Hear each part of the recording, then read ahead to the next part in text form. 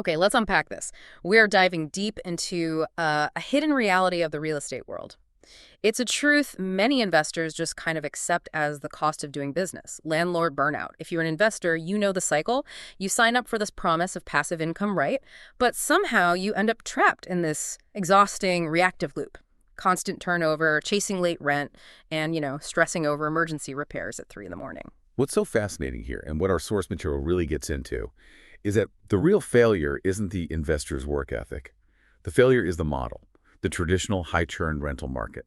It's fundamentally designed for instability. So our mission today is for you, the listener, who wants to gain knowledge on alternative housing models, specifically special needs housing or SNH.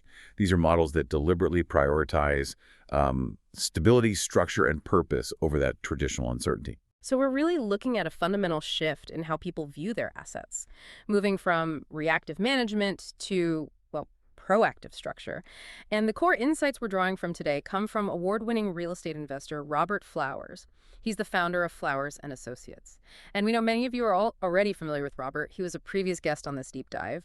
And based on the massive feedback we got, our listeners absolutely loved his insights on ethical and effective investment. Yeah, and that existing context is critical because Robert's work isn't really about theory. It's more of a proven blueprint. It's all documented in his book, The Joy of Helping Others, creating passive income streams through special needs housing. He really offers a way for investors to exit what he calls the chaos loop. Let's define that loop first, because it's the reason so many, even experienced landlords, get worn down. Let's talk about the true hidden cost of normal rentals. It's not just the mortgage and the taxes, is it? No, not at all. Not even close. Traditional rentals carry these deeply invisible costs that just erode profit and your energy. It's the cumulative wear. We often focus on the big, infrequent costs like, replacing a roof. But the real drain comes from the frequency and the uncertainty of the small things. We're talking about specific, recurring pain points. High on the list has to be frequent tenant turnover. I mean, imagine the landlord who gets a single tenant turnover every 18 months. That sounds manageable, right? But when you factor in the 30 to 45 days of vacancy loss while you clean, paint, market, screen, and approve a new tenant, that's thousands of dollars in lost revenue right there. Plus, you're paying for a cleaning crew, minor repairs, and just the emotional energy of screening a dozen applicants who may or may not be reliable. And that screening process, it often feels like you're just guessing. You're trying to predict future behavior based on a credit score and maybe a reference from a previous landlord. That unpredictability leads directly to ongoing repairs and accelerated wear and tear. When occupancy is shorter and less monitored, the property just naturally degrades faster. You're always playing catch-up.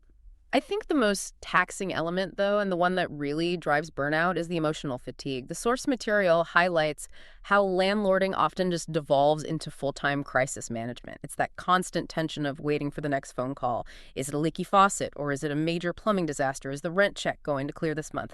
That relentless uncertainty. It completely undermines the reason people got into real estate in the first place, which was to build security. That emotional drain is what causes the pivot. We saw a really powerful quote in the source material from a landlord who just summed this feeling up perfectly. He said, "I've been a landlord for a long time, and if I'm being honest, I was worn down. Turnover. Late rent. Constant stress. It started to feel like more stress than it was worth." That sentiment, more stress than it was worth, that's the core realization, isn't it?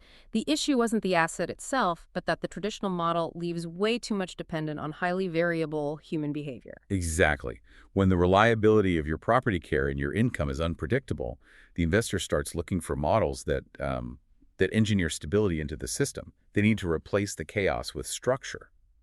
And that's the intellectual jump that takes us to special needs housing. So once you understand the immense crushing drain of that chaos loop, the natural question becomes, is there a true alternative? One that uses real estate assets differently? Which brings us to special needs housing. What exactly is the SNH difference, and what kind of scope are we even talking about here for investment purposes? Well, the difference, as Robert Flowers points it out, is structural integrity. SNH is designed not just to house tenants, but to provide a stable, supported environment. For our purposes, and for the investors reading Flowers' book, we're generally discussing supported independent living scenarios. So this involves housing for individuals with, say, intellectual or developmental disabilities, veterans who need long-term support, or people transitioning from acute care who require sustained residential assistance. It's not typically acute medical care facilities. It's more like residential properties adapted to provide stability and integrated services. Okay, that distinction is really helpful. So if S&H replaces that constant pressure with genuine reliability, what specific pillars support that stability? The S&H model stands on four non-negotiable pillars. The Right. first one is proper tenant placement. Unlike renting a house through Zillow, these placements are long-term. We're talking 2 to 5 year agreements, and they're carefully vetted not just for credit, but for clinical suitability to the housing type. Well, wow, that drastically changes the turnover game right there. Absolutely. Yeah. The second pillar is the provision of ongoing support services, and these are built right into the resident's tenure. This isn't just a landlord showing up. This is professional staff, usually from a partner agency, providing assistance throughout the day or week. Third, you get clear accountability. There's a defined chain of communication and responsibility between the landlord, the agency, and the resident. And finally, the overarching goal is long-term housing stability for the resident, which naturally translates into investment stability for the property owner. That partnership element is where I think a lot of listeners might start scratching their heads. For a traditional landlord, partnering with an agency, I mean, it might sound like you're just trading tenant risk for bureaucratic risk. How does the source material address that trade-off? That's a key question, and it has to be addressed. The material makes it clear that while it does add some complexity, it dramatically increases reliability. The agency acts as the intermediary. They are responsible for the clinical suitability of the resident and ensuring their rent gets paid. And in many cases, the rent is supported by structured funding state, federal, grants, and it's paid directly by a fiscal intermediary to the property owner. So the landlord isn't relying solely on the individual resident's income consistency every single month. The reliability comes from the funding mechanism being tied to the agency or the government support structure. Precisely. The landlord's role shifts from constantly chasing payments and managing crises to maintaining the physical asset and working collaboratively with an established support structure. This changes the emotional dynamics entirely. There's a second quote from the source material that just captures that emotional shift. It says, "For the first time, I started to see real estate differently. Special needs housing showed me that being a landlord didn't have to feel like constant pressure, that it could make sense financially and still feel right." That alignment, where financial success feels ethical and purposeful, that has to be the sustainable factor here. You're solving a critical societal need while also protecting your investment. It creates longevity in the business model, no question. When investors feel good about what they're doing, they stick with it longer. They invest more time and capital into optimizing this stable model rather than constantly trying to escape the volatile one. Let's pivot then and talk about why stability is not just a comforting feeling, it's a superior financial strategy. We have to connect the strategic benefits of S&H back to mitigating those massive hidden costs we detailed earlier. Right. If the chaos loop is defined by high turnover and unpredictable income, S&H is designed to reverse that equation strategically. We gain some very significant advantages here. Okay, let's start with turnover. How much of a difference does that long-term agency placement make on the bottom line? Oh, it's transformative. In the traditional market, if your unit turns over every 18 months, that means 1/3 of every 3 years is spent vacant or prepping. In the S&H model, placements often go beyond 3 to 5 years. Lower turnover drastically reduces the costs associated with cleaning, repainting, marketing, agent fees. That immediate saving goes straight to the net operating income, the NOI. For savvy investors, a 50% reduction in turnover expenses is often more than enough to justify any slight increase in the structural requirements. And property damage, that's another massive cost sink in the traditional model. How does S&H mitigate that wear and tear? It comes back to structure and oversight. Because the property is regularly accessed by partner agency staff for support services, monitoring, quality checks, there's inherent oversight.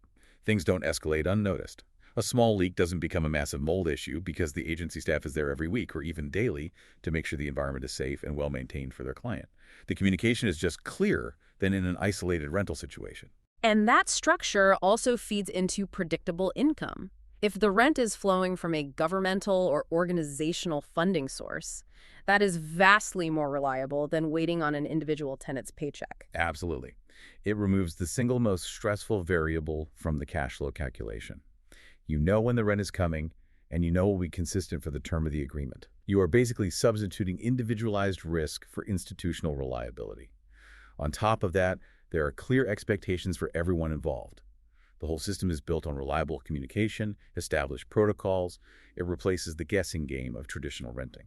So what does this all mean for the listener? If we synthesize all these findings, the outcome isn't just better cash flow, it's genuine peace of mind. That is the core conclusion of Robert Flower's framework. Yes. He shows how this shift achieves an alignment between income and impact. And that provides investors with a feeling of being more grounded and more confident in the decisions they're making. They stop managing crises and start managing a strategic asset. It's a fundamental shift in mindset. They're actively creating a stable environment, which inherently generates a stable income stream for them. And this approach, focusing not just on the mechanics of S&H, but on why structure works strategically for the landlord, the tenant, and the community, that's the driving philosophy detailed in Robert Flower's work. It's about building a better business model by starting with a better mission. Yeah, the material makes a really compelling case. This isn't just a feel-good niche market. It's a strategically superior way to manage investment properties because it fundamentally tackles the instability problem that's inherent in the high-turnover rental market. It's a business that can sustain long-term commitment. That brings us to our summary and our final takeaway. The core lesson here seems to be that landlords don't fail because they lack hard work. They burn out because the traditional system they're using isn't designed for long-term stability. It's designed for constant reaction and high friction. And special needs housing offers a robust, predictable alternative. It replaces that constant firefighting with structure, with predictability, and a genuine, sustaining purpose. For those of you who are tired of feeling worn down by the volatility of the market, this system provides a clear path back to what real estate investment was supposed to be in the first place: long-term, secure asset building. Before we wrap up this deep dive, we want to leave you with one final thought to consider. If you've been in the real estate game for a long time and you feel stuck in that cycle of chaos, consider this statement carefully. Stability is a strategy. It may be time for you to rethink what successful real estate really looks like, especially if success involves peace of mind alongside predictable passive income. If that resonates with you and you're ready to explore how Robert Flower's framework can help you implement stability as your core strategy, you can dive deeper into his approach. You can do that by visiting Flowers & Associates Property Rentals. That's flowersandassociatesbooking.com. Or, if you prefer to speak directly to Robert Flower's team about passive income streams through special needs housing, you can contact them at 901-621-3544. Again, that's 901-621-3544. Thank you for joining us on this deep dive into transforming investment stability. We'll catch you next time.